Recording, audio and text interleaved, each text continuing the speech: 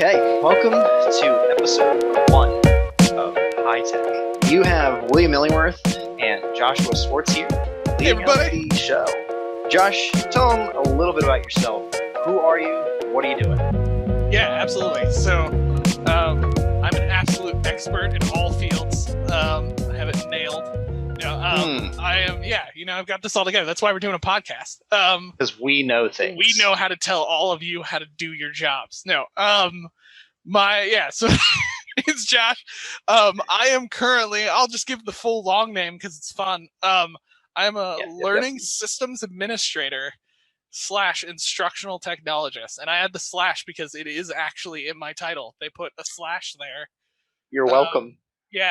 For as you will learn to welcome. As you will learn through this podcast, people, Will used to have the job that I have currently. So any problems that exist are Will's fault. Everybody needs a scapegoat. Yeah, that's exactly. Perfect. And the slash of my name is that. So, there you go. Will, why don't you explain a little bit about yourself, man? Back in the day, I was a learning systems administrator / instructional technologist. And when I left the institution that Josh is at now, I became an instructional designer. Now, instructional designer, what's that mean? It means everything. I still do a lot of the work that I did when I was in Josh's position, working with tools, working with vendors and stuff. But now it's technically supposed to be much more focused on that work with faculty in the curriculum, syllabi, rubrics. Yeah. You don't do any of that, do you? No, never. I don't do any of that. You and I are basically just IT, right? That's right. The thing. At least you have a different acronym. Mine actually has IT in the name. So 1-800-555-CALL-IT. Yeah, that's exactly the solution. That's our phone numbers. In seriousness, like Will mentioned, for you who don't know what that position that I just labeled off of mine as well is, I basically help oversee for our institution, our learning management system, which the institution I work at is Canvas. Some of you might use different ones like Schoology or Brightspace or whatever fun thing is currently out there right now. Moodle, Blackboard. I was going to choose not to say that one, but it's fine. Sakai. So I oversee that, and then I also work in kind of overseeing our learning tools and external tools like that, EdTech type of stuff. Yeah. And in theory, shouldn't be doing any instructional design, but I am also doing some of that as well in my position. So it's a flip. I'm an instructional designer, and in theory, should not be doing any administration, but do manage some of the vendor relationships with companies that we work with. Yeah.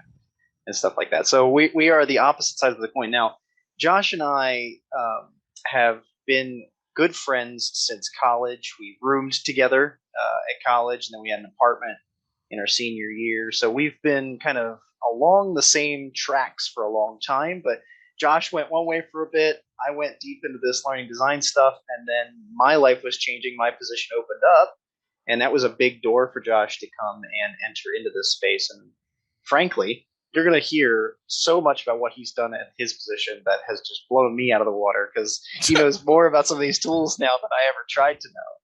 It's great.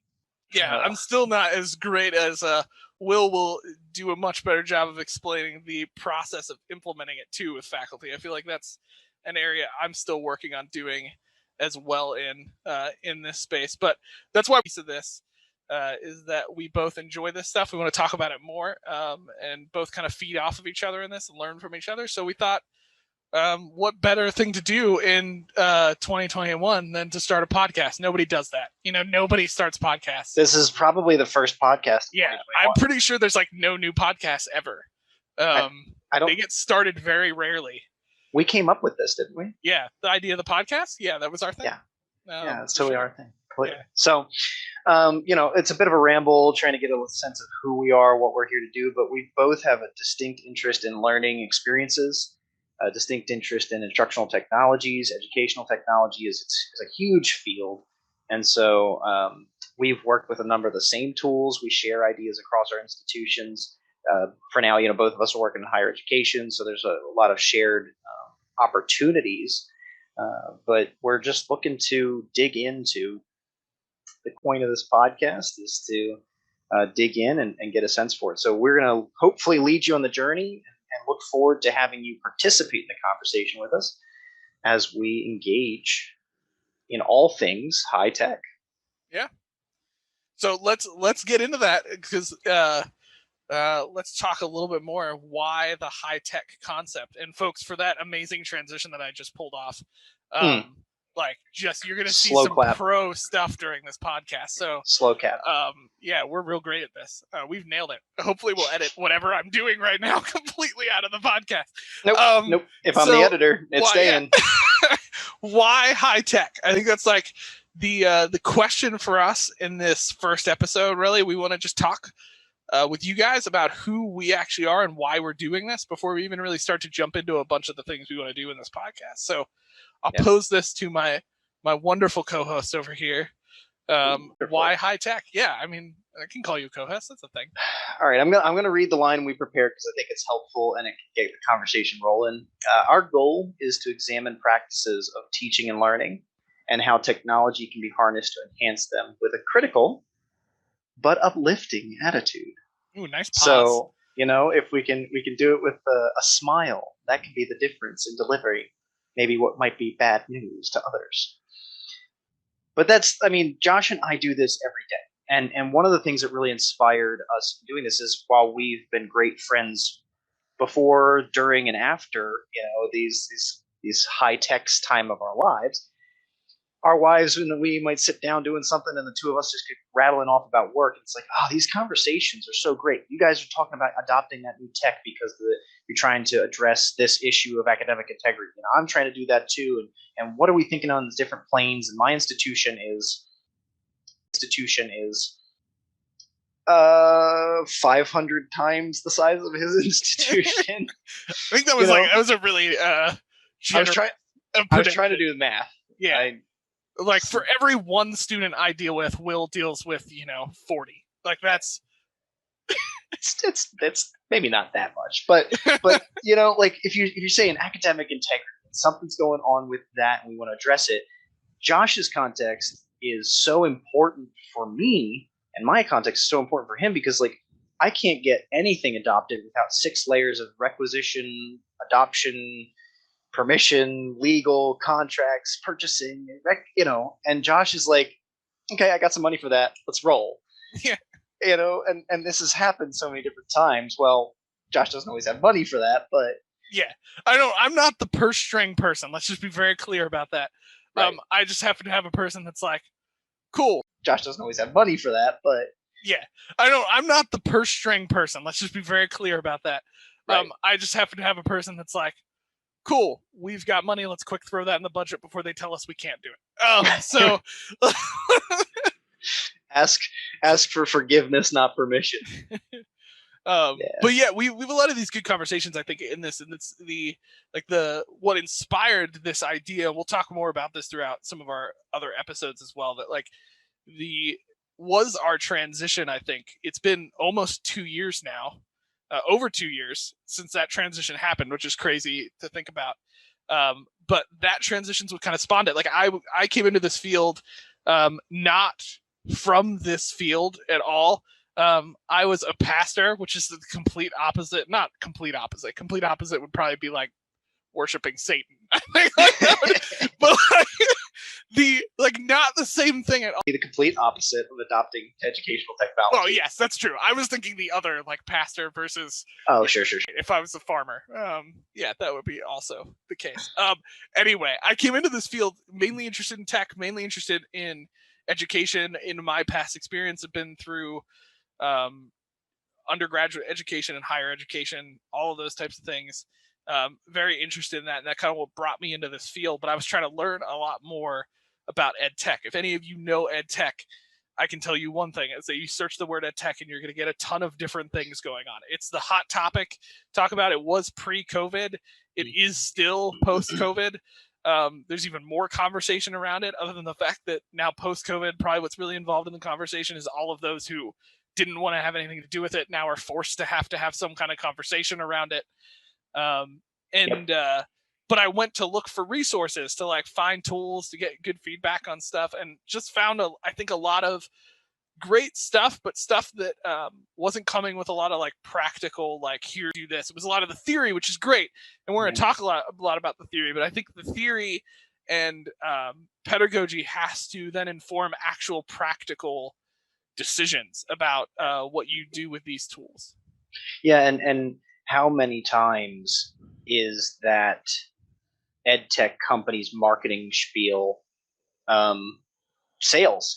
Oh, the research says da da da da da, and they can hit some percentages, they can submit some statistics. And they're oftentimes pulling that maybe even from their own system's database. Like it's not like I'm making it up, but the truth is, we know in higher education that research has to come through trial and error. It has to come through doing the work, analyzing the work, making sure that you're really digging into whether or not that's an effective tool. And I think there's so much in ed tech marketing that's just like, buy Tune today, have 3 more free tomorrow. Yeah. Come on, here we're God.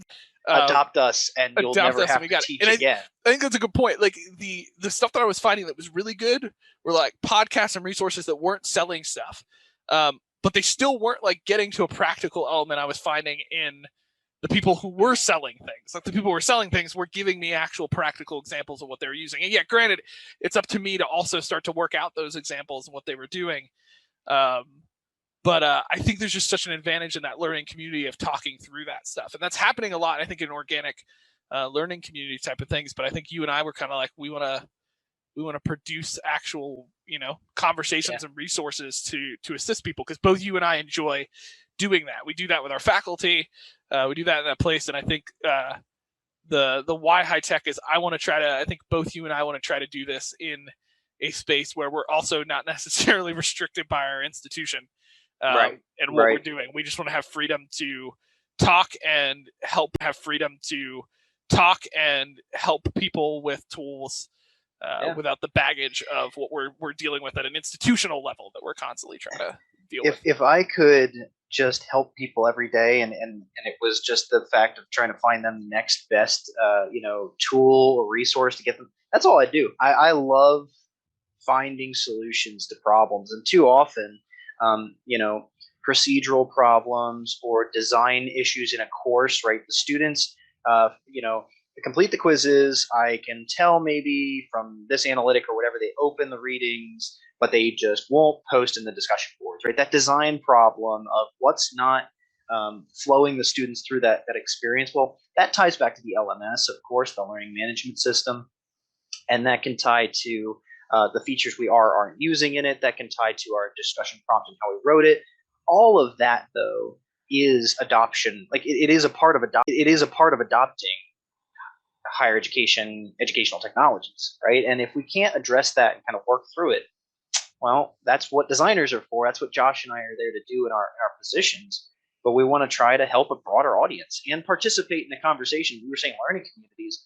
We want to build that kind of community through a podcast space and be able to reach people with our conversations, because Josh and I have no doubt time and time again really supported one another's work and probably brought benefits to each other's institutions without even knowing it, from suggestions, from brainstorming, from ideas.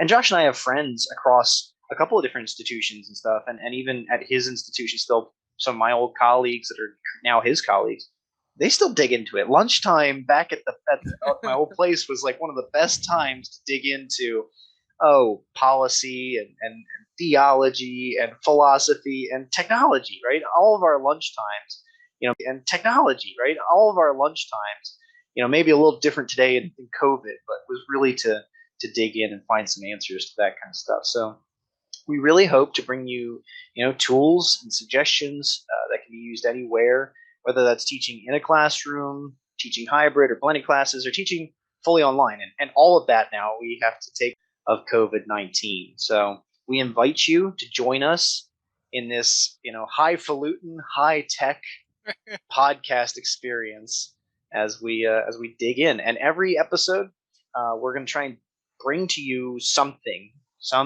technology tool. Mostly it'll be in the educational technology world, but I think even one of the first ones we have lined up in our episodes is not explicitly ed tech. It's a really good tool, and it's useful in education. but it's not built for the classroom first. So there's a number of things we'll be able to dig into that way and hopefully expand your horizons on tools that are out there, as well as just ourselves dig into it and critically analyze it for good use. Anything else on why HiTech, Josh? No, I mean, I think that nails it. Like that's our goal is definitely to try to do that, to bring some of those tools, those suggestions, and as you'll see, as we're building some of this stuff out, as we're experimenting with what we're trying to do, I think Will and I have some good plans for trying to bring like actual practical documentation and things that we can hand to you as a resource that you can grab from us from our experience. That's the piece I think. I know Will enjoys that. I know I enjoy that piece, and I'm excited about. I think trying to do that in this podcast together, because I think Will and I kind of tackle this in a slightly different manner. And like you'll experience through all of this. My comment that I'm excited about this is that Will is the epic. I am probably more of like we have a system. We need to get this working. And like, so I'm excited for the two of us, I think, to push each other and level each other out on that way. Yeah, and that's why I'm really excited to see what kind of stuff comes out of it. All right. Thanks, folks. Thanks for, listening through this far, and let's get us over to our first app in episode 1.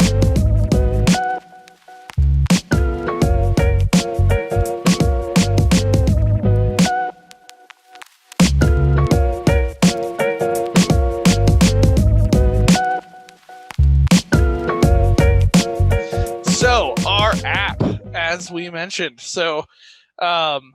as we mentioned earlier, this first app we're kicking off with, I would call it a softball app. Like, I'll be honest, this is the one that, like, Will and I are like, this is cool.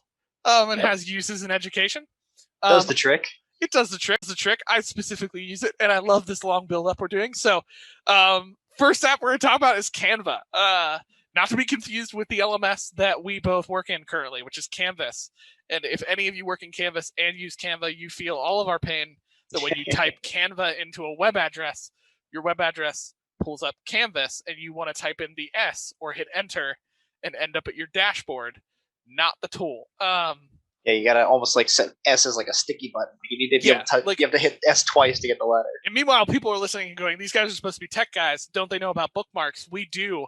I'm lazy. So Canva, though. Canva is a great design tool that can be used mainly for, I use it a lot. I think, Will, you mentioned you used to use it a good bit. You don't use it quite as much anymore. Would that be true? Yeah, I've got some different tools at my institution that are baked in what we have available, but I even just now opened up my Canva, looking back at what I've made in there, and I was like, oh yeah, I remember that Christmas card. Oh yeah, I remember making that memorial poster. Oh yeah, I remember that infographic. Like, so there's definitely good content in there. It's just been a while.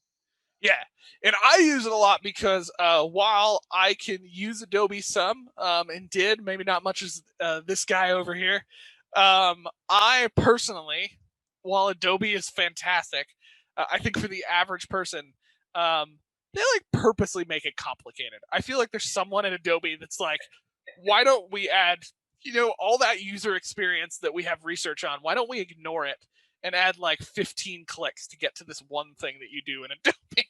Okay, it might be 12 clicks. Let's not exaggerate. Okay, I'm sorry, 12. So much easier now.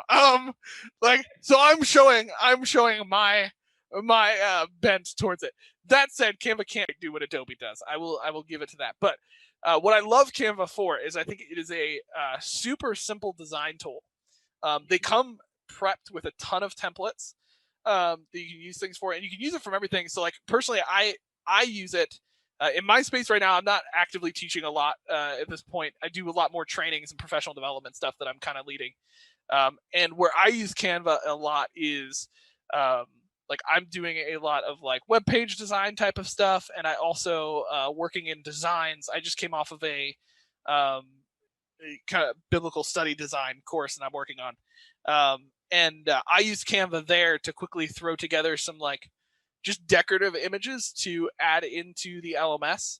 There was a discussion that I helped design that was kind of like a write down top 3 kind of problem questions that you hear about a certain topic, and I use Canva to kind of design like a question bubble logo, like something like that for that stuff. Like I can easily search question and just find a couple options.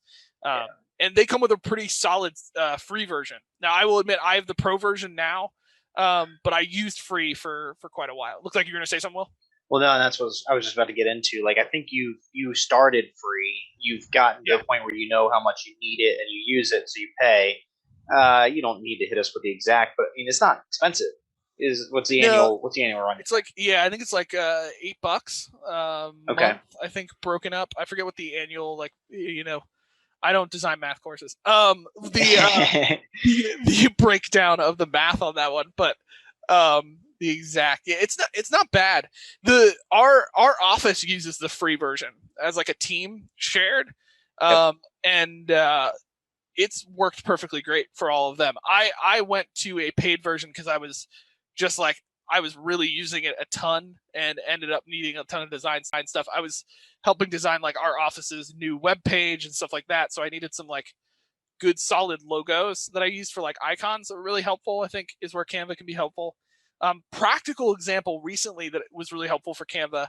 I had an instructor working in music, and he was getting his new course up and running. It was for this fall, and if any of you guys are working in our field, you know that you've probably had a group of people that really never touched their learning management system course site until all of a sudden now half their class is either fully remote or not there.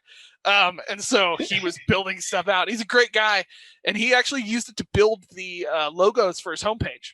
So like he got real creative and designed a new homepage for his own course and used Canva to throw it together real quick. And his feedback was really like, hey, this is awesome for somebody who like doesn't really want to build the icons from scratch or do anything. Like he just wants a nice kind of minimalist icon on top. Right. So was in Canva kind of that met his need. Yeah, and that's so many faculty, I think, because they always want a little extra pizzazz, but they don't necessarily have the time, right? So it's not something in my use of Canva, right? It's not something that you have to sit there and spend even 2 hours trying to figure out. Sign up, throw in an image, use a title, use a title button or use a template overlay, and you could just print it at that stage. It's pretty darn simple. While Josh was going on there, so I was just checking up on some things. One of the things we're going to prioritize with HiTech is making sure you know what is free, what is expensive, what isn't expensive. And so Canva does have and does seem to offer some sort of Canva for Education program. I want to make sure you know about that, because they say at least to available to K-12 teachers and their students, it's 100% free now and forever. That's a great statement. The statement made on February 16th, 2021. There's no guarantee from our podcast's set point of view that that's going to be literally there forever. Tomorrow they start charging. They drop it. Exactly. Midnight tonight, 11:59, just like our students' homework. That is going to change over now. Turns out their investors wanted money, and they were like, "Yeah, we're not going to." They listen to this podcast. Yeah. They realize they should. We ruined it for them. Obviously, somebody from Canva is going to find it. Yeah.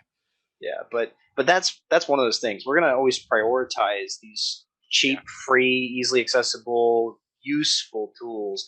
And I know, like, I'm looking at my examples here. I've got everything from full page posters to 5x8 card size to, I think, a couple of things here I definitely used for course logos and images when I was working. Some of these are literally from when I was working in a position, 3 years ago at this point. So it's a great tool. Now, tools aside, right? The point that we get to is pedagogy, and we are trying to make sure we're reinforcing that. So I think there's the obvious point that anything you might make in Canva could increase, a multimodal approach. If you're trying to teach or give instruction to your students, text is useful. Your audio or video narrative about what you're working through is also useful. You could use Canva to create diagrams, shapes, procedures, anything that helps you visualize the work that you're doing. At my institution, I support engineering, mechanical, electrical, civil. I support criminal justice and homeland security. I support art and Spanish language acquisition, right? So I've got a lot of different areas where I could see faculty making, posters about language. I could see faculty making maybe a visual diagram of like the water flow through a specific design or something they're working through in an engineering context, or electrical engineering. Electrical engineering, all of that's diagram. Where does this wire plug into that thing? To that kind of stuff. So it's really useful because you can take that simple moment, upload an image, add something on it, or you could start from scratch. Yeah. You could just make a whole thing in there. Absolutely. Yeah, and I think there's like the to that point, like the benefits of that tool aside, like even just from I think a practical example where we're in right now, where people are trying to spice up their LMS course or like trying to get the digital space in their course right. Like those diagrams, those things that you throw in just help really texture that course is a lot of times how I'll reference it, which is just that like constant pages of text. Like, guys, I love you, but if you're putting courses out that are just like page after page of text and you think your students care enough about the stuff that you're talking about that they're reading all of it, they don't. I'm just gonna be honest. Like they may be very interested in your topic, but there's science behind this. That the way we read and the way we look at things when it's just constant text, we're not retaining it. And so like using those images to break up paragraphs to kind of give that look to it helps people. The way they read through your text helps it retain what's actually there better, and that long term is gonna help you. Yeah, and that comes back to chunking, right? I mean, the chunking sheet or the idea of chunking in the instructional design world is 20, 30, I don't know, 40 years old, if not older. Like, break it down. Yeah. Find the smallest common chunk. Let's work on that chunk, design it, develop it. Okay, we put that in the LMS, the learning management system, or we put that in whatever we're working in. Well, that same idea is applicable here with like Canva and visual identity. Like, if I can create visual icons or visual references for any kind of consistent chunk,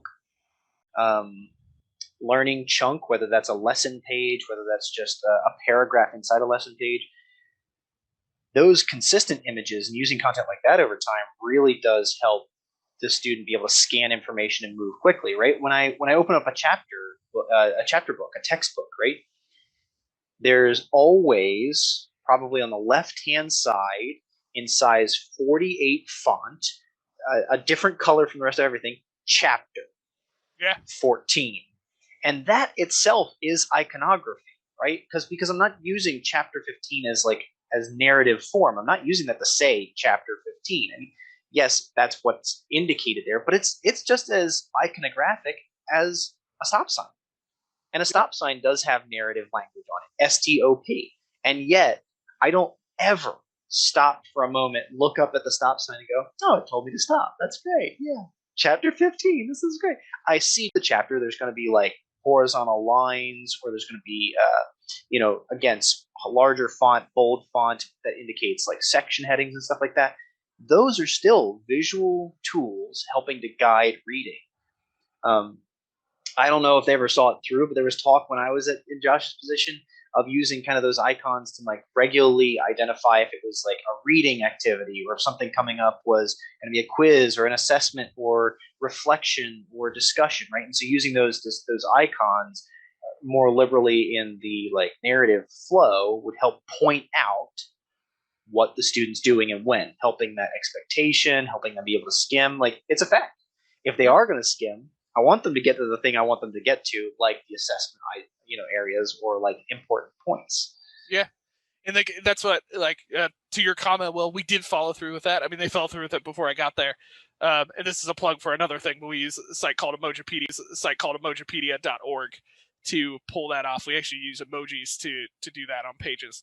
But at the same time, like there's some helpfulness to that when you're using some of those images to break up. There were some situations where I was trying to build a page that I wanted it to be more visual kind of instructions of what was going on. And so I used a quick Canva image. And where I think Canva comes in really helpful is they already have the templates for you. You can resize stuff really easily. And so all I did was kind of drop in, had a general size I wanted, searched for the type of thing I was looking for. In this case, it was kind of like an old book or something in that realm. And I stuck that image kind of next to the section about the kind of the specific instructions that were about like their outlines and things they were doing. And the image I chose looked like an outline with a checklist. So like I chose that on purpose to kind of like signify that block was what they were doing. And that helps visually for yourself break that up. To go past some of the icons learning tools. So I get the advantage of being the guy that sometimes Will joked about earlier in some of our other segment parts there, that the bureaucracy that sometimes shuts or approves people. Now we're a little bit more flexible in what we do, but we approve. I'm one of the team members that You're the gatekeeper. I'm the gatekeeper. I review and approve tools.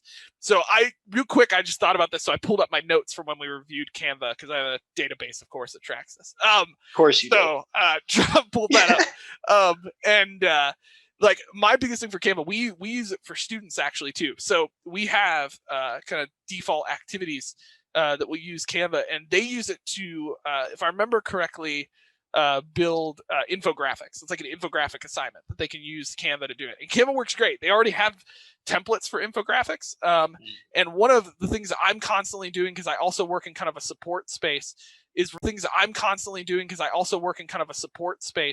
is reviewing tools to make sure, like, do they actually have support? Because this is my other complaint about EdTech tools. There's a lot of great tools that'll advertise something, and then they have like zero guidance on how to actually use their tool. And my biggest pet peeve is like, we throw a tool at a student and expect them to know it better than we do because they know technology. That's not true. They don't. And they don't know how to use the tool that you're giving them well. So like, there needs to be some guidance. Canva has a really solid support center with tons of guidance, and they do a good job of kind of bringing people in and teaching them what to do. We've had very few problems with that tool. Awesome. For students. And so I think it's a solid tool both for you to use on your own, and the free tools. I usually try to, be careful with freemium tools, but they do a good job of not pushing people into the paid versions of Canva. And they don't have a limit on how many things you create. So students can easily create multiple infographics, and you can hyperlink of those infographics and do things. So they can really come out with good, cool end products with that tool. Yeah, and just to speak into it, we're, forgive us for we have sinned. We are going to be jargon filled so often. We're talking language that we share all the time. So if you're not familiar, freemium is a product that offers itself for free, but pay $9 more to get these plus features, kind of thing. You'll hear freemium very often in these conversations. Yeah, and if you're newer to finding those tools, my classic reason I am cautious about freemium tools is because usually how this goes is it's really great, but you can only create 3 designs. And then there's always that instructor who tries to be savvy, and I've done this, create 3 designs, then delete that third one, and get that third one in. Yep. I still have 3, right? Yeah, that works. That works great if it's for yourself, but I've seen people try to do that in courses with students, and they try to give them and it never works. Paid accidentally, or just didn't know what to do and got overloaded. That's just not, those aren't good situations. So one of my, as we'll talk more about all these things, my space I come from in trying to approve and in some cases deny these things, is I'm also trying to be very careful about what we provide to students. I think that's one of the things I hope comes out in some of what we do in this podcast. Like, a danger in EdTech can also very easily be like, we throw an insane amount of tools at our students, and they get overwhelmed by the things that they have to learn and come together on and remember these 6 steps so they don't pay when they're trying to do their assignment, like those types of things.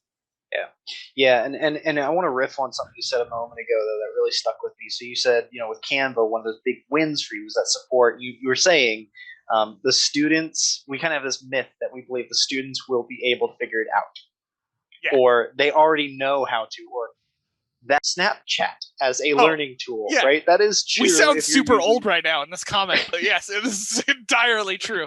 Oh, TikTok, excuse me, right? Like, but that's the thing that they know. And if you use that in your class, they're going to teach you stuff, right?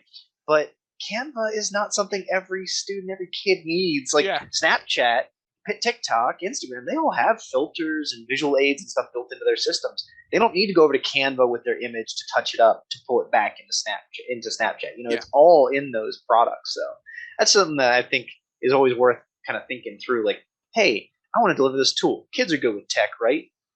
just because your nephew, i.e., my nephew, can pick up the Comcast remote at 4 years old and navigate to Netflix, to his kid's account, and to the movie he wants to watch, all without being able to read a lick of it.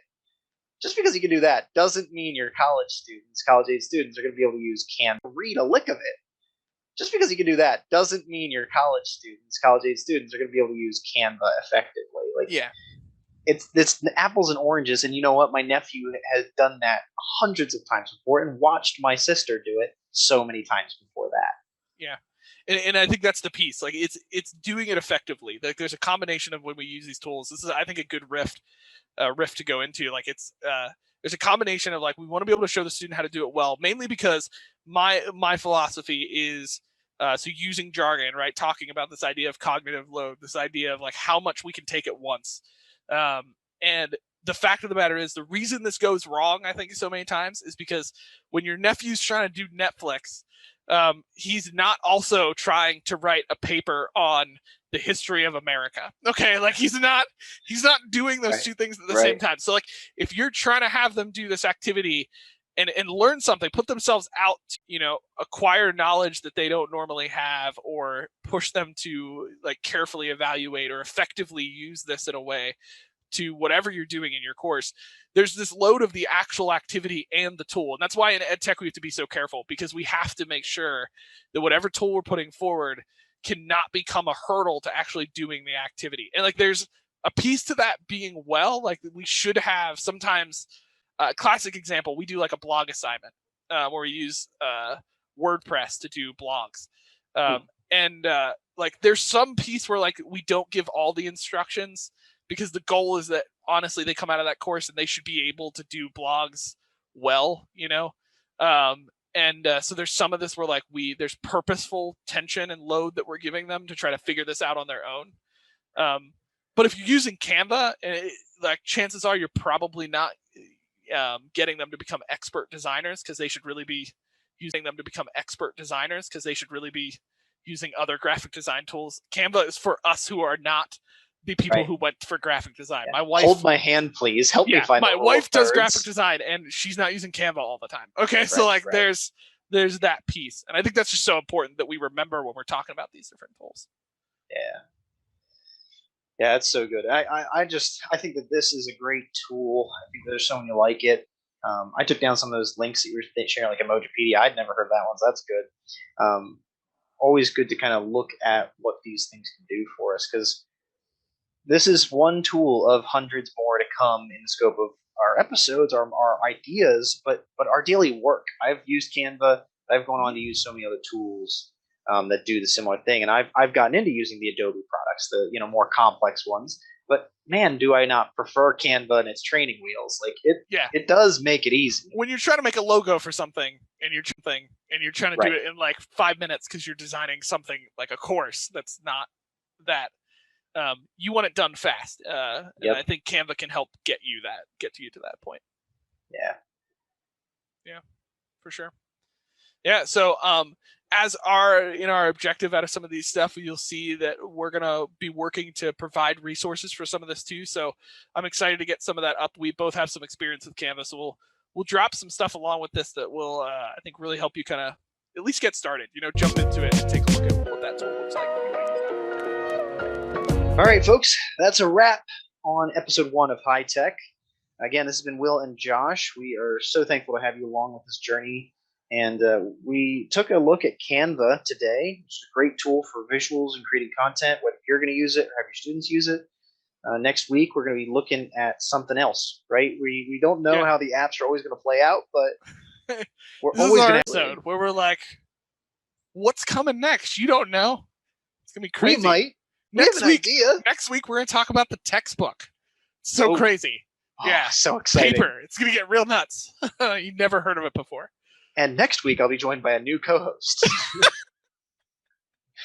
No, but fun and jokes aside, we're just so excited to dig into this, and we hope that you join us week to week as we listen into some ideas and conversations about what we can do with HiTech in your classroom, whether